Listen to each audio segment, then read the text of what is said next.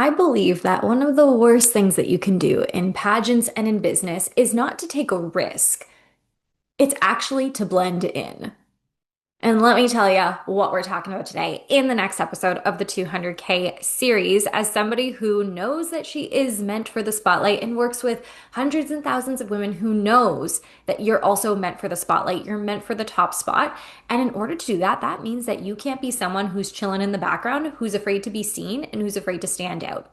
And the number one skill that I had to learn, not just to take me to, winning 6 pageants over the last 9 years, but to scaling an online business that helped me retire from nursing, from making $1,000 just 7 years ago to now earning over $200,000 a year, was building a brand.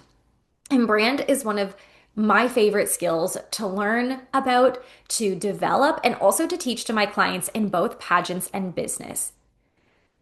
Because when you have a brand, and this is what I had to learn, when you have a brand, and there's so many different minor definitions of what brand is and how to do branding and all of these things, but here's what I know to be true. One is that you're not meant to be here for everybody, right? You're not meant to be here to help every single person in the world. We know that when you identify with a message that helps everybody, you actually help nobody, and therefore you're not making any money, you're not winning pageants, you're not standing out. But when you have a very strong, clear brand and you know what you're about and you know what you stand for and you know what makes you different and unique from anybody else in the industry, you all of a sudden have more of the right type of people coming to you. And they're coming to you ready and willing to pay whatever price you have. So you can charge higher prices. You work with better clients, and overall, you start to enjoy the work that you're doing so much more because you're so much more dialed in to the message of what you're here to do and share with the world that's different from everybody else. So you don't get caught in sneaky little mindset tricks like comparison and doubt because you know nobody else is bringing to the table what you bring, and you trust it and you know it and you hone in on it. And I'm going to be sharing the different elements of building a brand that has helped me scale my business to $200,000 in just a few years, even though it's not something that you need to do. Right. And here's the thing. Here's the thing about business, and here's the thing about pageants. There's a lot of things that you don't need to do, right? You don't need to work on your money mindset in order to make a lot of money. You don't need to work on your personal brand in order to earn multiple 6 figures. You don't need to have a certain platform or a certain mission statement or a certain focus, right? Like you could absolutely make money and not do these things. But I know that I'm not just here to, like I said, blend in. I'm not here to just be another pageant coach. I'm not here to just be somebody who's got the same watered down message that every other person is doing. And therefore, we get to rely on and really use skills like this that help you stand out in the market. Oh, I didn't even mention the biggest thing I think that it bears repeating is that you can be somebody with less experience, with less qualifications, with less wins under your belt. Start building a very strong brand that is known to other people and get aligned clients who are paying you more and staying with you for longer. And that's a huge thing because when I started my business back in 2019, I used to have a lot of mindset stuff going on in my head about how I'd only been in pageants for 2 years, how I didn't win a Grand Slam pageant. In fact, I don't compete very well in Grand Slam pageants, how I'm not a Miss Universe, and why would someone hire me when they could go hire someone who was Miss Universe before? I had a lot of these things go on in my mind. Like, why not hire someone who has decades of experience, who's won more pageants, who has more status, more fame, more followers? None of that mattered when I started building my brand. I started having clients come to me online, from friends, in person, wherever it was, knowing me for who I am and for the brand that I built, and paying me $3,000, $4,000, $5,000, even though they'd never worked with me before. When most coaches struggle to get people paying $100 or $200 for a session of theirs, my clients are dropping thousands of dollars investing in themselves, and it is because of the skill of brand. So let's talk about what that actually looked like in my 200K year. Now, we're going to start off with a fun one because I know that pageant gals love the look of things. If you're in pageants, I know that you understand that the look and the physical appearance and visuals matter. They matter. It's part of your impression. It's part of your business card. It is an impression that somebody makes about you without you even having to say anything. And so throughout my 200K year, what I started to do was not only continue to develop the look of the brand online. And the main way that you can think about this is in wardrobe, in visual elements through my email, my website, my content online. And actually, this This became much easier because I will say, like, I have worked with other branding experts before, mainly one branding expert, shout out Sherry, who is my main go-to branding gal and website designer, who we did a whole brand experience. But there was a point in time when I wasn't actually using the elements from the work that we did together on my social media. And it was when I realized that these are the assets that people identify with Maria the pageant gal that not everybody else is doing. I started to use them more. Things like um, my own brand look, my own logos, the fonts, the text, and things like that. It makes it recognizable from the minute that somebody sees my page, from the minute that somebody sees my content. I also started doing and using my brand assets and visual elements more in things like photo shoots.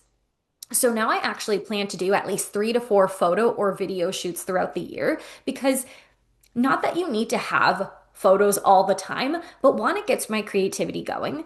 Two, I get to create a vibe and a feeling in the photos and in the video shoots that I have, which is like the feeling of what my clients get when they work with me. So again, it cuts down this need for me to explain so much what I do and who I help, and it creates more of a feeling that my clients just get that matches with the message of what I do.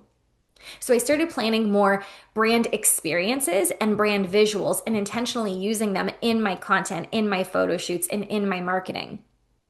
I also started doing things like really going to more on brand related events. Like, you know how people say the words like, oh, that's so on brand? I started really making sure that I was doing more things that were on brand, whether that was going to certain pageants or going to certain events or being in certain spaces. Now, when people go out, I've actually had this happen. I had a client, I think she was in the UK, and she was at a cafe or a coffee shop or something like that. And the look of the coffee shop was very aligned and on brand with Maria the pageant gal. The look that you see, the pinks, the browns, the luxurious queen-like energy. And so she took a picture of where she was at and sent it to me. And she's like, Maria, like this is so on brand for you. That level of memorability, that level of being able to stand out and having an impact and keeping in mind, like I'm in Canada and I have clients from around the world. So if somebody's out in public and they're thinking about me and I'm not even there, that is what your brand does. Your brand transcends you. Your brand is the experience people have about you and how they feel about you without you even having to be around or say or do anything. That is the power of brand visuals. And that's something that we still continue doing. And I love doing to this day is investing in brand elements, brand visuals, and brand experiences.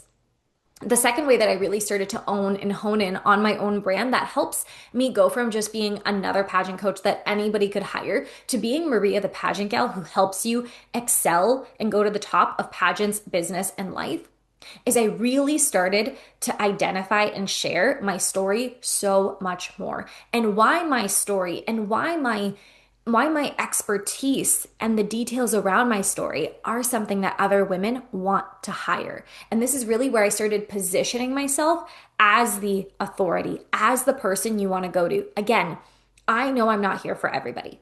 I know that my work, my story is not something that everybody's going to resonate with, and that is okay. But it's up to me and it's up to you to really be able to share what makes you different. What makes you unique? What elements of the journey have you walked that other people want to be in on? So this looked like sharing my story a lot more. Why? Nobody else has my story. Anybody else can talk about content. Anybody else can talk about interview or platform or runway. But nobody else has my own story about how I didn't have to spend decades competing in pageants to win. No, I won my second pageant 2 months in. About how I didn't just win one pageant and now I'm calling myself a coach, which you absolutely can do, but that I've won 6 pageants. So I started really doubling down on sharing that I don't just know how to win a pageant. I don't I don't just know how to help you make money one time. I know how to help you do this over and over again because I've won 6 pageants out of the 11, because I've made 6-figure years every year for the last 3, now going on 4 years and more. So I started sharing more about the stories of success and of growth that I've had in my pageant and in my business journey, and really extracting the unique edge and the unique elements that somebody else would want. And this is where people come to me and they don't just say, oh, I want you to teach me about content, or can you teach me about interview, or can you give me tips and advice? Instead, they're saying, I really resonate and see myself in your story, and that's where I want to go. And I want you to be the person who guides me along the way. That is really powerful. Again, brand is what helps you stand out. You do not stand out if you're saying the same thing and being the same person as everybody else. You've got to know your story and not just know your story, you have to know how to extract the unique edge of your story. Unique edge being the things that you bring to the industry, that you bring to your clients that they want or enjoy. So, again, for me, that's that. If I think about business, it's that I didn't grow up around business owners or entrepreneurs. Everyone in my family has a 9 to 5 job of some kind. Everyone is using their degree in some way, if they got a degree. Um, the fact that I didn't get any formal business training, I started my business because clients started asking to pay me, friends started asking to pay me, and I built a successful business in 7 years. That is an edge that I own. So, really learning how to position my story as the authority and as the person to go to is the second element of brand that I started bringing forward to have a 200K year. And the third thing we're going to talk about when it comes to building a brand that stands out and helps you not only be able to stand out from everyone in the industry, but attract the right clients and have clients pay you more and stay with you longer is owning my unique opinions and really getting comfortable sharing the different things that I think, feel, and believe about my industry, about the work that I do, about the world that we're in, openly to my audience and openly to my community and to my clients. This is the drawing the line in the sand of saying, I'm not for everybody. These are the thoughts and opinions that you believe and you say, you're either with me on this or you're not. And if you're not, there's no need to comment, there's no need to hate. It's just that you're not for me, unfollow, goodbye, have a nice life. These are things that I love to say, like, this is like my spicy, bold, no BS content, which I always think is so spicy. And then everyone agrees with me. And then I'm like, darn, Maria, we got to be even spicier than in that case. But these are the things that help people really go, okay, I don't just want to hire you because you're knowledgeable. I don't just want to hire you because you have a story similar to what I want to do. I hire you because of the way you think differently and how you're not thinking the same way, the same general thoughts as everybody else. So I want to give a couple examples of what these spicy thoughts are that have done really well over the last year that helped me generate 200K in income. One of the ones that I always talk about is that I love winning. I want to win. There are coaches, there are people in the industry that talk about competing in pageants for fun, for friendships, for community service, for the experience. That is awesome. I believe in that too, but I'm here to win. I'm here to win. My clients are here to win. We're not here to F around and find out. We're not here to spend and invest tens of thousands of dollars just to have a good time. I can go out for a coffee that could cost me $2 and have a good time. I'm in pageants to win. Another spicy opinion that I have is that if you don't want to invest a lot of money in pageants, we're probably not a fit to work together. I like investing a lot of money. I like earning a lot of money. I like really setting a big goal for myself and saying, okay, pedal to the metal. Let's see what we can do, Maria. So if you're scared to invest, if the thought of spending and investing tens of thousands of dollars in a journey that you might have to do multiple times to get to the top scares you, I don't relate to that, right? Because I'm in here too. I'm in the game and I'm like, you know what? This is our time to rise. This is what we're asking ourselves. What are we really made of? There's no ceiling. There's no limit. I'm trying to think of another one that I think that I'm going to be bringing forward a lot more, especially after the 200K series, is that I don't think pageant women should work for other people. The thought of that makes me miserable. It makes me miserable for me. It makes me miserable for you. Maybe you're okay with that, but I'm not and my clients are not. Because if you're a queen, but you have to ask to take time off to go to an event on a weekend or to go travel, I'm like, you're not really a queen. A queen is the one in charge. She is the one who's able to take care of her own finances. If you're a queen, but you don't work or do anything for yourself, and again, like, maybe get me wrong a little bit if you want. I can't really control that. But like, I think it's amazing. Women who are stay-at-home moms, women who have a degree, that you love your job. Like, for example, nursing, right? I was a nurse for 7 years and you need a degree to be a nurse. Like, you just have to do that. But when I think about the freedom, the flexibility, the independence, like that came with having my own business. Being a queen in my life didn't come from having a crown and winning pageants and came from having my own business where I was fully in control of my income, of my time, of my schedule, of the work that I was doing. And I don't think pageant queens should work for other people. And there's going to be people who listen to this and hop right off this podcast episode, who hit the unfollow button, who send this episode or who send this message to their friends and are like, who does Maria think she is? There's going to be other coaches and people who make content from my content saying things like, you don't need to spend money in pageants. You don't need to have a platform. You don't need to do anything. And I'm like, great, I'm not for you. But the women who resonate with that message, the women who want to win, the women who love to invest in themselves, the women who want to work for themselves, they're going to hear my message, they're going to hear my opinions and go, heck yes. I am for you. And that's how you end up having the best clients. You do not scale. You do not stand out when you are blending in and having the same message of as everybody else. You build brand, you stand out, you earn more when you're willing to have an edge to who you are, when you're willing to define who you are in a different way, different to everybody else. That takes work, that takes mentorship. And that's why that's a huge element that I focus on in the Empire Mastermind. I focus on this with my pageant clients too, but especially with my business clients, because I know that even if you haven't started your business yet, or that, it's felt like it's been moving, but not as fast as you want, that you can learn the skill of branding and start implementing it over the next 6 to 12 months and watch your income go from 27K per year, 48K per year to making 6 figures a year, just like I did a couple of years ago. I'm going to leave the link to apply to the Empire Mastermind below if this is resonating with you. And this is the year that you're growing your social media, you're growing an undeniable brand, and you're growing your income working for yourself, doing work that you love.